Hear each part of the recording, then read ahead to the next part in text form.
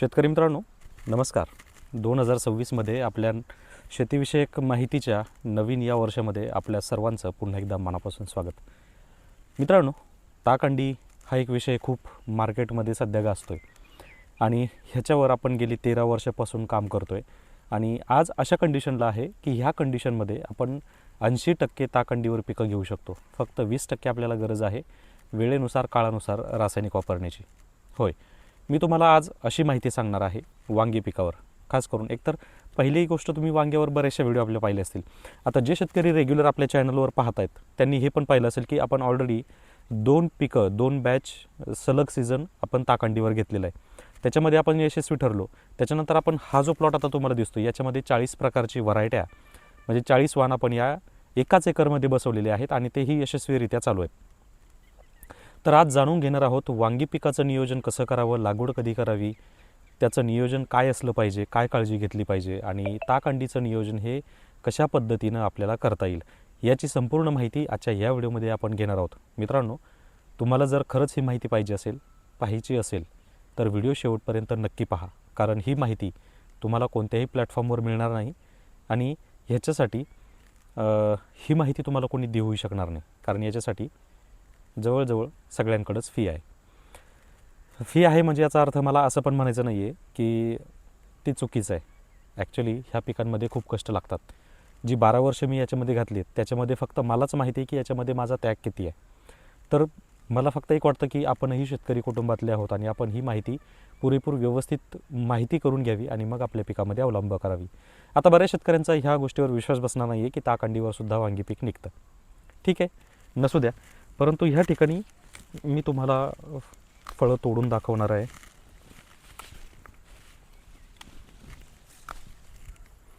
हे पहा, कुठं कीड दिसते. ही 5 फळं जी आहेत ही नवीन आहेत आणि हे छोटं झाड आहे, याची फळं आहेत. बाकीचे तर खूप मोठे आहेत, तोडे वगैरे चालू आहेत. कोणत्याही फळावर ना कसला डाग आहे, ना कसली भुरी आहे, ना कसला थ्रिप्स आहे, ना कोणती फळ पोकरणारी अळी आहे. मग ही क्वालिटी नक्की मिळते कशी? ह्या टेम्परेचरला लोक त्रस्त आहेत. जी वांगी उत्पादक शेतकरी आहेत त्यांना त्याच्यावरचा ना लाल कोळी कंट्रोल होतोय, ना थ्रिप्स कंट्रोल होतोय. मग ह्या वांगीवर असं काय टेक्नॉलॉजी वापरली की याच्यावर काहीच नाही आहे? ह्या व्हिडिओमध्ये जाणून घेणार आहोत की काय आहे. सगळ्यात पहिलं आपण लागवडीपासून सुरुवात करूया आणि मग पुढे नियोजनसुद्धा तुम्हाला मी या व्हिडिओमध्ये सांगणार आहे. सगळ्यात पहिलं, लागवड कशी करावी किंवा किती अंतरावर करावी. लक्षात घ्या, लागवडीमध्ये 2 सऱ्यांमधलं अंतर तुम्हाला जेवढं जास्त ठेवता येईल तेवढं ठेवा. 2 झाडांमधलं अंतर साधारण 2.5 ते 3 फूट ठेवा, सफिशियंट आहे. त्याच्यापेक्षा कमी ठेवू नका, कारण ज्यावेळेस पावसाचं वातावरण जास्त तयार होतं, दमट वातावरण किंवा उष्ण वातावरण तयार होतं, तर ह्या परिस्थितीमध्ये किडींचा प्रादुर्भाव हा सगळ्यात जास्त तयार होतो. परिणामी तो तुम्हाला कंट्रोल करता आला पाहिजे. नसेल कंट्रोल करता येत तर मग तिथं आपण म्हणतो वांगी शेती परवडत नाही, खूप भयानक पीक आहे, कीड कंट्रोल होत नाही. आणि हीच मेंटॅलिटी आपल्या शेतकऱ्यांची करून ठेवलेली आहे की ह्या पिकामध्ये कीड खूप आहे, ती कंट्रोल करता येतच नाही, केमिकलशिवाय पर्यायच नाही.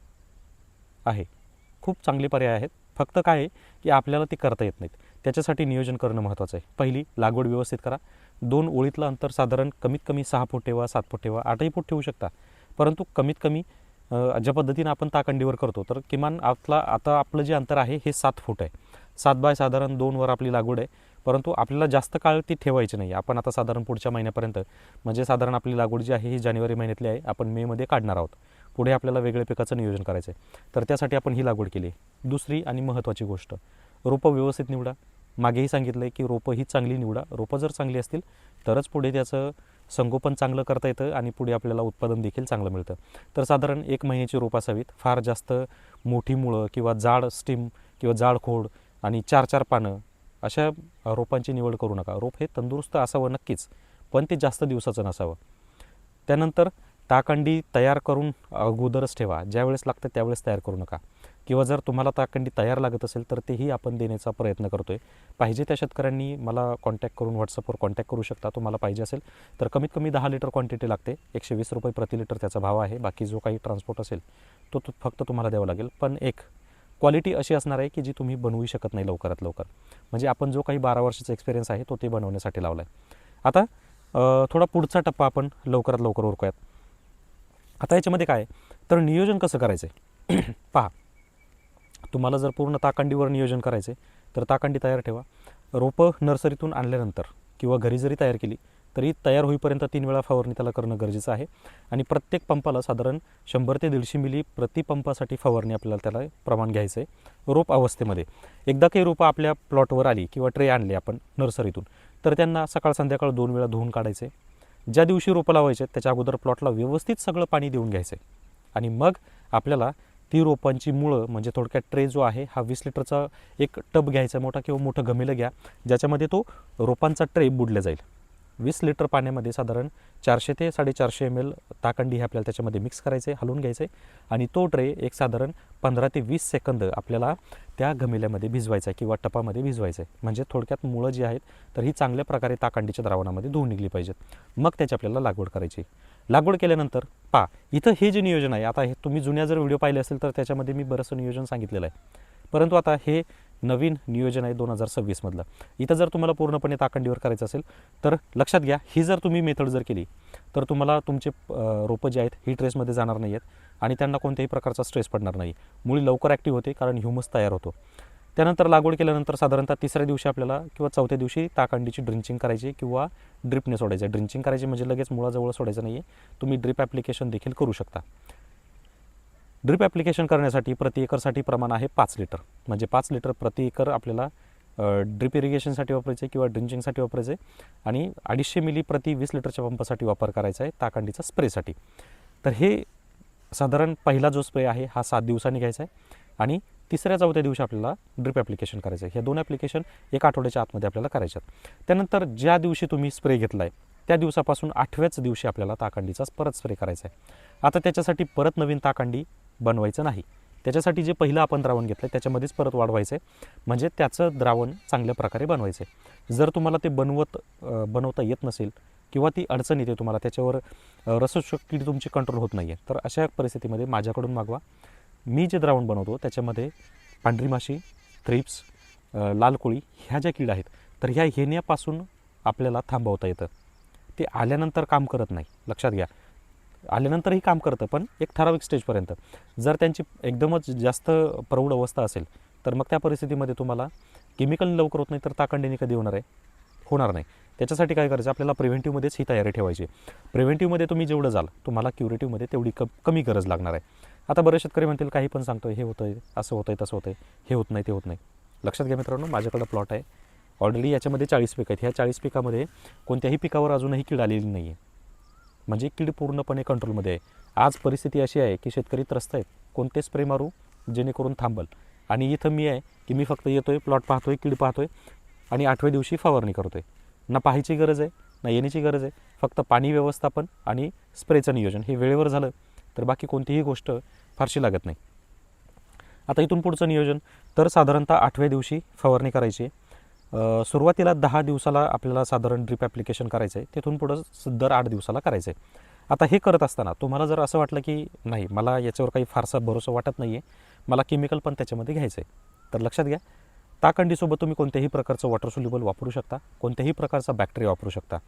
आता तथाकथित सायंटिस्टनी जास्त लॉजिक लावू नका. 12 वर्ष मी याच्यावर काम केलं आहे. तुम्हाला जर काही प्रॉब्लेम असेल तर माझ्याकडे या, मी तुम्हाला तो प्रॅक्टिकली करून दाखवेल. आता याच्यामध्ये कारण काय वॉटर सोल्युबल सोबत वापरण्याचं, किंवा तुम्ही अगदीच जे रासायनिक खतं असतात ते दिल्यानंतर ताकंडी जरी दिलं तरी त्याचा रिझल्ट खूप चांगला येतो. त्याचं कारण असं आहे की ताकंडी हे एक ॲसिडिक नॅचर असलेलं खत आहे. ॲसिडिक असल्यामुळे काय होतं आहे, जो काही वॉटर सोल्युबल खतांचा pH जास्त आहे तो pH कमी करण्यासाठी मदत होते. लक्षात घ्या हे कसं होतं, तर थोडक्यात तुम्हाला सांगायचं झालं तर आपण म्हणतो की काही वेळा चिंचेचं पाणी टाका, लिंबू टाका किंवा pH बॅलन्सर टाका. हे काय असतं तर हे एका प्रमाणात ॲसिडच असतं जे जास्त pHला कमीमध्ये म्हणजे pH कमी करतं. त्याच्यासाठी ताकंडीसोबत वॉटर सोल्युबल जर वापरलं तर त्याचे रिझल्ट आणखी चांगले मिळतात. मग तुम्ही हे देखील कॉम्बिनेशन करू शकता. पण लक्षात ठेवा, इमामॅक्टिन किंवा इतर प्रोफेक्स सुपर किंवा सोलोमन किंवा सिमोडिस किंवा इतर अजून बेनिवियासारखे आहेत तर हे त्याच्यामध्ये नका वापरू. त्याचे रिझल्ट तुम्हाला मिळणार नाहीत किंवा पाहिजे तेवढा परिणाम तुम्हाला त्याच्यावर मिळणार नाही. तर एकंदरीत ह्या पद्धतीचं नियोजन तुम्हाला करायचं आहे. लक्षात ठेवा, थ्रिप्स, तुडतुडे, पांढरी माशी, लाल कोळी यांच्या ज्या अवस्था आहेत अगदीच म्हणजे पतंग, अंडी, मग त्यांचा जन्म होतो, मग अळी आणि मग प्रौढ, ह्या ज्या अवस्था आहेत ह्या अवस्थेमध्ये लक्षात ठेवा, तुमचा जर टाईम टू टाईम स्प्रे असेल तर पतंग तिथं अंडी घालू शकत नाही, कारण त्याचा वास एवढा भयंकर येतो.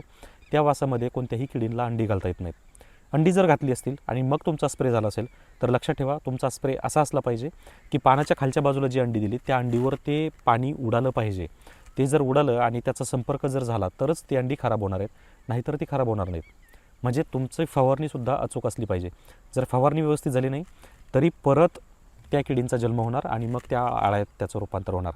मग अळी मारण्यासाठी काय, तर छोटी असतानाच त्याचा वापरसुद्धा झाला पाहिजे. मोठी झाल्यावर मारून काहीही होणार नाही आणि इथंच आपले शेतकरी चुकतो. त्याच्या प्रॉपर स्टेजमध्ये जर फवारणी गेली तरच तिथं आपल्याला रिझल्ट चांगला मिळतो. मग लक्षात ठेवा, जर तुम्हाला दोन्ही मिश्र करायचं आहे तर 8 दिवसाला ताकंडी ठेवा आणि साधारण 10 दिवस किंवा 12 दिवस मिळून एक रासायनिक फवारणी ठेवा. रासायनिक फवारणीमध्ये कीड तुम्हाला काय दिसते त्याच्यानुसार आपली फवारणी ठेवा किंवा त्याच्याशी रिलेटेड जी कीटकनाशक आहेत, जी क्लेम कीटकनाशक आहेत त्यांचा तिथं वापर करा. लक्षात ठेवा, ज्यावेळेस फ्लावरिंग लागते तर फ्लावरिंगमध्ये कॅल्शियम, मॅग्नेशियम, झिंक, बोरॉन ह्या सगळ्याच न्यूट्रिशनची गरज लागते. मग अशा परिस्थितीमध्ये आपल्याला फवारणीतून CMB गेलं पाहिजे, म्हणजे कॅल्शियम, मॅग्नेशियम, बोरॉन, जेणेकरून कॅल्शियम आणि बोरॉनची कमतरता पूर्ण तयार होते, म्हणजे पूर्ण भरून निघते. परिणामी आपल्याला सेटिंग चांगलं मिळतं. दुसरं, वजनवाढीसाठी आपल्याला बऱ्याच वेळा वॉटर सोल्युबल वापरावं लागतं. तर 13-40-13, 052-34 हे जे काही वॉटर सोल्युबल आहेत तर यांचा आलटून पालटून वापर करा, जेणेकरून तुम्हाला आणखी चांगलं रिझल्ट मिळेल, आणखी चांगलं उत्पन्न त्याच्यातून मिळेल. आणि एक शेवटचा मुद्दा लक्षात ठेवा, वांगं हे खूप खादाड पीक आहे, ते खूप किचकट पीक बिलकुल नाही आहे. हे एक आपल्या डोळ्यावर पट्टी लावलेली आहे की हे खूप किचकट पीक आहे. खरं तर हे कोणतंही किचकट पीक नाही आहे. हजारो शेतकरी आहेत जे कोणत्याही कन्सल्टंट विना किंवा कोणत्याही जास्त फवारण्याशिवाय वांग्याचं उत्पादन घेतात. माझ्याकडे माझ्या ओळखीत भरपूर शेतकरी आहेत, कोणाची गरज लागत नाही. फक्त आपलं शेड्यूल हे मस्ट असलं पाहिजे, ऑन टाईम असलं पाहिजे. वेळ चुकली की मग मात्र तुम्हाला फवारण्या घ्याव्या लागणार, हे मात्र नक्की आहे. पण जर तुम्ही वेळेला महत्त्व दिलं तर मग मात्र तुम्हाला फवारण्या हे कमी लागतील, उत्पन्नही चांगलं मिळेल आणि रिस्क कमी राहील. इथे आज तुम्ही पाहताय की ह्या 5ही वांग्यांमध्ये एकही किडकं वांगं नाही आहे. आता याच्यामध्ये सगळ्या अवस्थेतले आहे, म्हणजे एक निब्बर झालं आहे, एक कोवळं आहे, एक बारीक आहे. कोणत्याला तरी अळी पाहिजे होती. आता 15 दिवस झाले माझी फवारणी नाही आहे, पण तरीसुद्धा वातावरणामध्ये तो वास तयार आहे, प्लॉटमध्ये तो वास आहे. परिणामी कीड लवकर बसू शकत नाही, इथं अंडी घालू शकत नाही. आणि तुम्ही पाहिले असेल की पानावर कोणत्याही प्रकारची कीड इथे आपल्याला दिसणार नाही. हे तुम्हाला जे काळे स्पॉट दिसत आहेत तर ही पावसाने उडालेली माती आहे. बाकी तुम्ही मला सांगा, ह्या पानामध्ये तुम्हाला काही कमतरता वाटते का? नाहीच वाटणार. मग हे नियोजन जर तुम्हाला करायचं असेल तर हा व्हिडिओ तुम्ही पूर्ण पाहिला असेल तर तुम्हाला पूर्ण काटेकोरपणे नियोजन हे समजलं असेल. आणि आशा करतो की हा व्हिडिओ तुम्हाला खूप आवडला असेल. 2026चा हा नवीन अपडेटेड व्हिडिओ आहे. ताकंडीवर सुद्धा नवीन अपडेटेड व्हिडिओ लवकरच येईल. पण तुम्हाला जर वांगी उत्पादन घ्यायचं असेल, वांगी करायची असेल तर ह्या पद्धतीनं नियोजन करा, 100% सक्सेस व्हाल. कुठेही तुम्हाला फारशी धावपळ करण्याची गरज नाही. फक्त वेळ आणि त्या पिकाला समजून घ्या, बाकी तुम्हाला जास्त त्रास नक्कीच होणार नाही. कमीत कमी खर्चामध्ये, चांगल्या नियोजनामध्ये कीडमुक्त प्लॉट हा ठेवू शकता आणि अशा पद्धतीचं पीक तुम्ही देखील उभं करू शकता. धन्यवाद.